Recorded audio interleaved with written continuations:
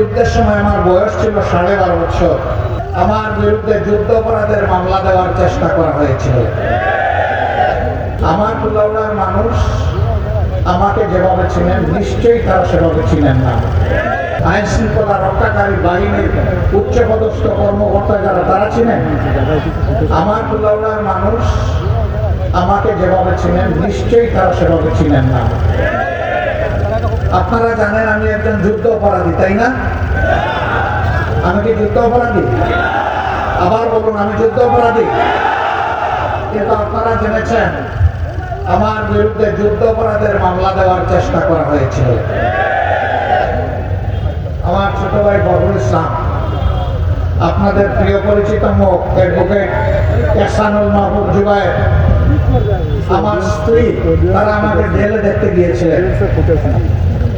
তখন একটা কথা বলবেন, তারা একটু হেসিটেট করছিলেন, বিব্রত হচ্ছিলেন। আমি বলছি, নিঃসন্দেহে যা বলার তাই বলো,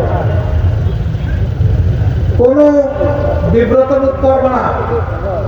তারা বলছিল ভাবি সামনে আছেন।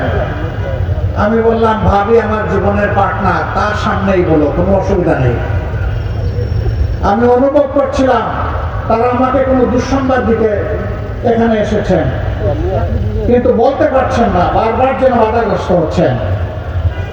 এক পর্যায়ে যখন আমি তাদেরকে আশ্বস্ত করলাম, একবারে নিঃসংকোচে বলো, সাদা মনে বলো, খোলা মনে বলো, আমাকে ইনশাআল্লাহ সবর তাদের মধ্যে দেখবা। তখন তারা বললো যে আপনার বিরুদ্ধে যুদ্ধ অপরাধের মামলা দেওয়ার চেষ্টা করা হচ্ছে। আমি বললাম, আমি কোন জায়গার মানুষ খুন করেছি? বলে, অমুক জায়গার মানুষ আপনি খুন করেছেন।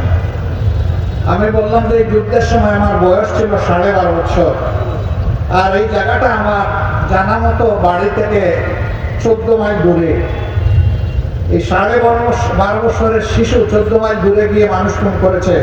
আলহামদুলিল্লাহ, যদি আমার বিরুদ্ধে এই মামলা দেয়, আমি সেজদায় পড়ে আল্লাহর শুকরিয়া আদায় করব, কারণ এই মামলার মাধ্যমে প্রমাণ হবে অতীতের সমস্ত মামলা ছিল মিথ্যা।